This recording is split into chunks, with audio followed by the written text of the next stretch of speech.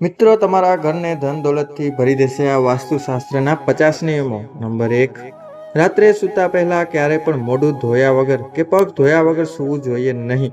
Number 2, સૂતા પહેલા રસોડું સાફ કરવું જોઈએ. રસોડામાં ગંદા વાસણ એટલે કે એઠા વાસણ રાખવાથી માતા લક્ષ્મી નારાજ થાય છે અને ઘરમાં દરિદ્રતા આવે છે. નંબર 3, સૂતા પહેલા નિયમિત રીતે ભગવાનનું ધ્યાન કરવું જોઈએ અને ડાબી બાજુ પડખું ફરવું જોઈએ. તેનાથી પાચન ક્રિયા તંદુરસ્ત રહે છે, તમારી સેહત પણ સારી રહેશે. નંબર 4, હંમેશા ધ્યાન રાખો, દક્ષિણ અને પૂર્વ દિશામાં ક્યારેય પણ પગ રાખીને ન સૂવું જોઈએ અને દરવાજાની દિશામાં પણ પગ ન રાખવા જોઈએ. તેનાથી સેહત અને સમૃદ્ધિને નુકસાન થાય છે.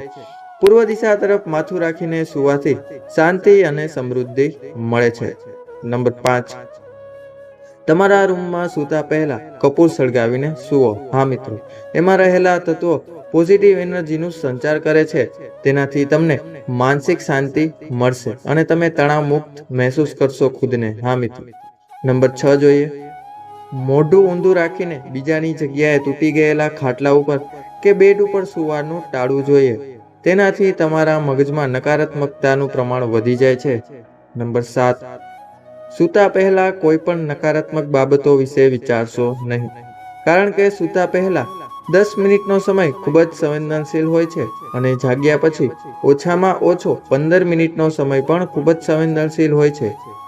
આ દરમિયાન તમે જે પણ વિચારો છો તે વાસ્તવિક રૂપમાં થવા લાગે છે. તેથી સૂતા પહેલા હંમેશા પોઝિટિવ થિંકિંગ રાખીને જ સૂવો મિત્રો. નંબર 8, સૂવા માટે પથારી મુલાયમ અને આરામદાયક હોવી જોઈએ. ચાદર અને ઓશિકાનો રંગ પણ એવો હોવો જોઈએ જે આપણી આંખોને અને મનને જ શાંતિ આપે. નંબર 9, રાત્રિનું ભોજન સૂવાના 2 કલાક પહેલા કરી લેવું જોઈએ અને કોશિશ કરો કે રાત્રિનું ભોજન સાદું અને હળવું હોય. તે પછી વ્રજાસનમાં બેસીને પ્રાણાયામ કરવું અને છેલ્લે શવાસન કરીને સૂઈ જવું જોઈએ. નંબર 10, જે વ્યક્તિ સવારે જાગીને પોતાની પથારીને સાફ નથી કરતા તેમને પોતાના જીવનમાં ધનના અભાવનો સામનો કરવો પડે છે. નંબર 11, વિજ્ઞાન અનુસાર ચેત સૂવાથી કરોડરજ્જુને નુકસાન થાય છે, જ્યારે ઊંધું સૂવાથી આંખોને નુકસાન થાય છે. એટલા માટે શક્ય હોય તો સીધું જ સૂવું જોઈએ. નંબર 12, ઘરના વડીલોનો કોઈ પણ ફોટો ક્યારેય પણ પૂજા રૂમમાં ન રાખવો જોઈએ. તેમનો ફોટો તમે દક્ષિણ દિશામાં રાખી શકો છો. નંબર 13, જો તમે તૂટી ગયેલો સામાન ઉપયોગ કરો છો તો તેનાથી તમારા જીવનમાં ધન સંબંધિત સમસ્યા ઉત્પન્ન થઈ શકે છે. નંબર 14, ઘણા લોકોને આદત હોય છે કે તેઓ સાંજના સમયે સૂવે છે, પરંતુ આ સમયે સૂવું ઉચિત નથી માનવામાં આવતું. તેનાથી માતા લક્ષ્મી તમારાથી નારાજ થઈ જાય છે.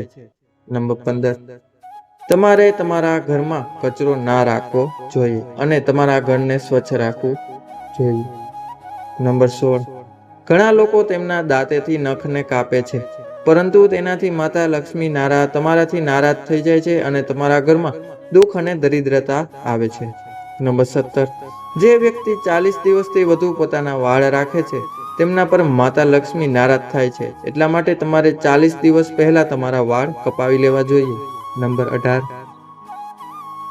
તમારા સગા સંબંધીઓ સાથે ખરાબ વર્તન ના કરવું જોઈએ. તેનાથી ધનની દેવી માતા લક્ષ્મી નારાજ થઈ જાય છે. નંબર 19, મહિલાઓએ ક્યારેય પણ ઊભા રહીને પોતાના વાળ બાંધવા ના જોઈએ. નંબર 20, જે વ્યક્તિ સવારે સૂર્ય ઉગે એટલે કે સૂર્યોદય થાય ત્યાં સુધી સૂતા રહે છે તેમને પોતાના જીવનમાં આર્થિક સંકટોનો સામનો કરવો પડે છે. તેથી વહેલા ઉઠવાની ટેવ રાખજો મિત્રો. નંબર 21, ઘણા લોકો મંદિરનો દીવો ફૂંક મારીને ઓલવી દે છે, પરંતુ આવું ના કરવું જોઈએ. તેનાથી માતા લક્ષ્મી નારાજ થાય છે.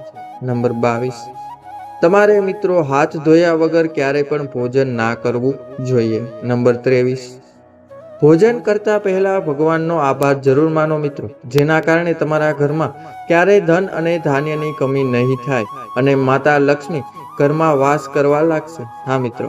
નંબર 24, તમારા ઘરમાં કરોળિયાના ઝાડા થોડા દિવસે સાફ કરવા જોઈએ. ઘરમાં ઝાડા હોવાથી માતા લક્ષ્મી નારાજ થઈ છે. 25 નંબર, રાતના સમયે પીવાનું પાણી ખુલ્લું ના રાખવું જોઈએ. નંબર 26, રાતના સમયે ભૂલથી પણ પોતાના ઘરમાં સાવરણીથી ના વાળજો, તેનાથી માતા લક્ષ્મી તમારું ઘર છોડીને ચાલ્યા જાય છે. નંબર 27, તમારા ઘરમાં બૂટ કે ચપ્પલ ગમે ત્યાં વેર વિખેર કે ઊંધા જતા ન રાખવા જોઈએ. નંબર 28, જો તમે સ્નાન કર્યા વગર ભોજન કરો છો તો તેનાથી માતા લક્ષ્મી તમારાથી નારાજ થાય છે. નંબર 29, ઘણા લોકોને જ્યાં ત્યાં થૂકવાની આદત હોય છે, પરંતુ આ આદતના કારણે તમારે ધનના અભાવનો સામનો કરવો પડી શકે છે મિત્રો. નંબર 30, ખાવાનું પીરસતી વખતે થાળીને એક હાથે ના પકડવી જોઈએ. થાળીને હંમેશા બંને હાથે પકડીને રાખવી જોઈએ. નંબર 31, ઘરના તમામ અરીસા ઉત્તર અથવા તો પૂર્વ દિશાની દિવાલ ઉપર જ હોવા જોઈએ. દક્ષિણ અને પશ્ચિમ દિશાની દિવાલ ઉપર અરીસો ન લગાવવો જોઈએ. નંબર 32, ખાવાનું ખાતા સમયે ભોજનની થાળીને ક્યારેય પણ જમીન ઉપર ના રાખવી. પોતે પણ સીધા જમીન ઉપર બેસીને ભોજન ગ્રહણ ન કરવું.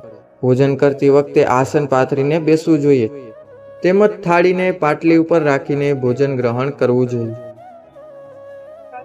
નંબર 33, બિસ્તર પર બેસીને ક્યારે પણ ભોજન ન કરવું જોઈએ. નંબર 34, ભોજન કરતા સમયે તમારું મોઢું ભૂલથી પણ દક્ષિણ દિશા તરફ ન હોવું જોઈએ.